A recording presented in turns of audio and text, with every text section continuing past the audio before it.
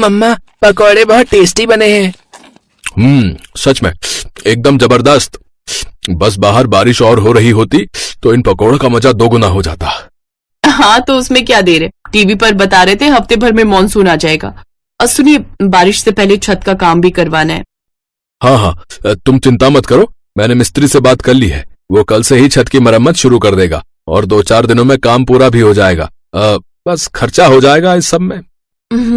आप चिंता मत कीजिए, हम थोड़ा हाथ रोक कर खर्च करेंगे, फिर सब ठीक हो जाएगा। लेकिन छत की रिपेयरिंग जरूरी है, वरना बारिश में इस बार भी छत टपकने लगी तो बड़ी मुसीबत हो जाएगी। सही बोल रही हो। चलो अब मैं चलता हूँ, शाम को मिस्त्री आएगा तो उसे पूरी छत दिखा देना। अच्छा जी, आप चिंता मत कीजिए। ये एक मिडिल क्लास परिवार है। यहाँ कमाई जरूरत के हिसाब से है, लेकिन खुशियां भरपूर हैं। किसी को किसी से कोई शिकायत नहीं। 2 कमरों का अपना छोटा सा मकान है और रहने वाले बस 3। भैया, पिछली बार यहाँ से बहुत पानी टपका था, तो यहाँ थोड़ा ज्यादा मसाला लगाना, और वो वहाँ पर भी। अरे मैडम जी, यहाँ वहाँ नहीं, आपकी पूरी छत पर मसाला लगेगा। भाई साहब ने जितना बताया था उससे ज्यादा का काम है आपका, खर्चा बढ़ेगा। अच्छा, वो आप इनसे बात कर लीजिएगा, पर काम तो करवाना ही है, वो भी बारिश शुरू होने से पहले। खर्च बढ़ा, लेकिन फिर भी किसी तरह मैनेज करके छत की मरम्मत अच्छे से हो ही गई, और वो भी बिल्कुल ठीक वक्त पर। उधर बारिश भी बिल्कुल ठीक वक्त पर शुरू हो गई। और फिर आहा, कितना बढ़िया मौसम है। मीरा, अब बनाओ तुम पनीर के पकौड़े, बिल्कुल वैसे जैसे उस दिन बनाए थे। हाँ, अब पकौड़े तो बन जाएंगे, पर पनीर के नहीं, सिंपल आलू प्याज के बना देती हूँ। देखिए, छत के काम में ना काफी पैसे खर्च हो गए, तो थोड़ा सोच समझ कर चलेंगे तो हमें ही दिक्कत नहीं होगी, है ना? ठीक है, आलू प्याज के ही बना लो, वो भी तो बढ़िया बनाती हो तुम।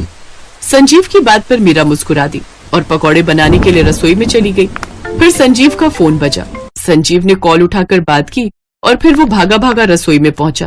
अरे सुनो मीरा, पकौड़े थोड़े ज्यादा बना लेना। ज्यादा? लेकिन क्यों, कोई आ रहा है क्या? हाँ, शालिनी दीदी आ रही हैं, जीजाजी और शिवम के साथ। अच्छा, इस बारिश में?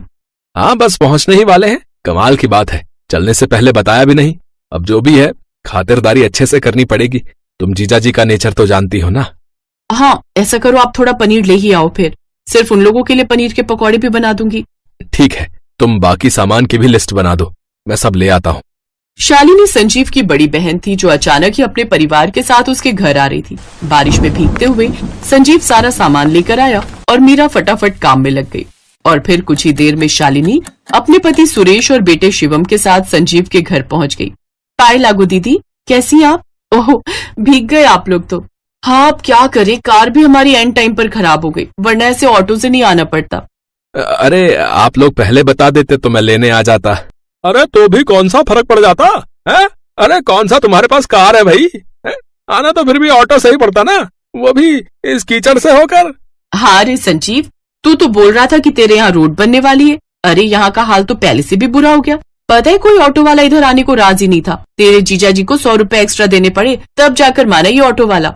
अब क्या कहूँ दीदी, कुछ महीने पहले सुना तो था कि रोड बनने वाली है, फिर बात आई गई हो गई। अब ये छोड़िए ना, मीरा ने गर्मा गर्म पनीर के पकौड़े बनाए हैं आप लोगों के लिए। और बताइए जीजाजी, फैक्ट्री का काम कैसा चल रहा है? अरे बहुत ही बढ़िया है, हमें तो सांस लेने की फुर्सत भी नहीं है, लेकिन क्या करें, तुम्हारी दीदी ने तुमसे मिलने की जिद पकड़ ली तो आना पड़ा, सब छोड़ छाड़ कर।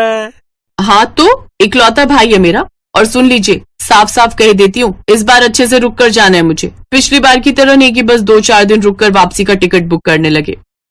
हाँ, दीदी बिल्कुल ठीक कह रही हैं। वैसे भी कौन सा आप लोग रोज रोज आते हो? क्या बात है, मीरा कुछ नहीं बोल रही? हमारा आना अच्छा नहीं लगा क्या उसे? अरे नहीं दीदी, बस सोच रही थी कि डिनर में क्या बनाऊं। शालिनी और उसका परिवार यहाँ मेहमान नहीं बल्कि बिन बुलाई आफत बनकर आए थे, जिसे ना चाहते हुए भी अब संजीव और मीरा को झेलना ही था।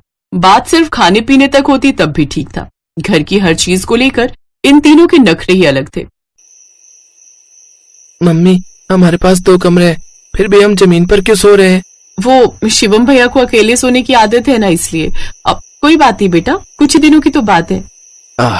कुछ दिन की नहीं मीरा, मुझे तो इस बार दीदी का लंबा दौरा लगता है। मुझे तो टेंशन खर्चे पानी की है। छत की रिपेयरिंग में पहले ही बहुत पैसे खर्च हो गए।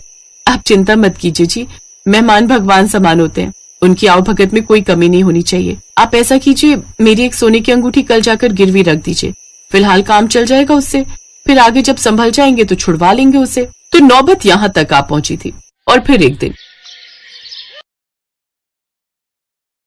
चुप कर, थोड़ा एडजस्ट कर ले जब तक सारा मामला सुलट नहीं जाता।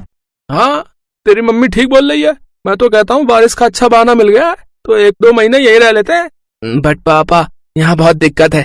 रूम कितना छोटा है। अरे बस कर, वहां अपने मोहल्ले में जो कुश्ती करके आए वो कम है क्या? पड़ोसी के लड़के की सारी हड्डियां तोड़ कर रख दी। वो तो अच्छा हुआ कि हम तेरे कांड के बाद फौरन यहाँ चले आए, वरना भी पुलिस स्टेशन की हवा खा रहा होता तू। इस बातचीत को सुनकर मीरा को सब समझ आ गया कि उसके नखरीले ननद नंदोई आखिर क्यों उसके यहाँ टिके हुए हैं। और फिर काफी सोचने समझने के बाद उसने इस मुसीबत का एक हल निकाला जिसमें उसका साथ देने के लिए संजीव और शानू भी तैयार थे। मम्मा सुनो, बाहर पुलिस आई है। क्या पुलिस? पर क्यों? अब पता नहीं, सभी घरों में जाकर पूछताछ कर रहे हैं। लगता है किसी को ढूंढ रहे हैं। पड़ोस वाले शर्मा जी बता रहे थे कि कुछ मार पिटाई का मामला है। अभी बस हमारे यहाँ ही आने वाले हैं वो लोग। मम्मी अब क्या करें? हमें क्या करना है? जो करना है वो पुलिस करेगी और उसके साथ करेगी जिसे वो ढूंढ रही है। तुम क्यों टेंशन ले रहे हो भांजी जी? हाँ हाँ, हमें क्यों कोई टेंशन होगी। शालिनी, आओ जल्दी से सामान पैक करो भाई। वो फैक्ट्री से फोन आया है, फैक्ट्री से। हम अभी निकलेंगे। अच्छा। अरे ऐसे कैसे? इतनी जल्दी नहीं जाने दूंगी मैं आप लोग को। और फिर आप लोगों की टिकट भी तो नहीं हुए। हाँ हाँ जीजा जी, बाहर बारिश भी बहुत तेज हो रही है। इस मौसम में कैसे जाएंगे आप लोग? वो सब हम देख लेंगे भाई, लेकिन अभी हमें फौरन जाना होगा। अरे शालिनी, अरे जाओ भाई, मैं जल्दी से कैब बुक करता हूँ। चलो जल्दी करो। संजीव और मीरा की तरकीब काम कर गई।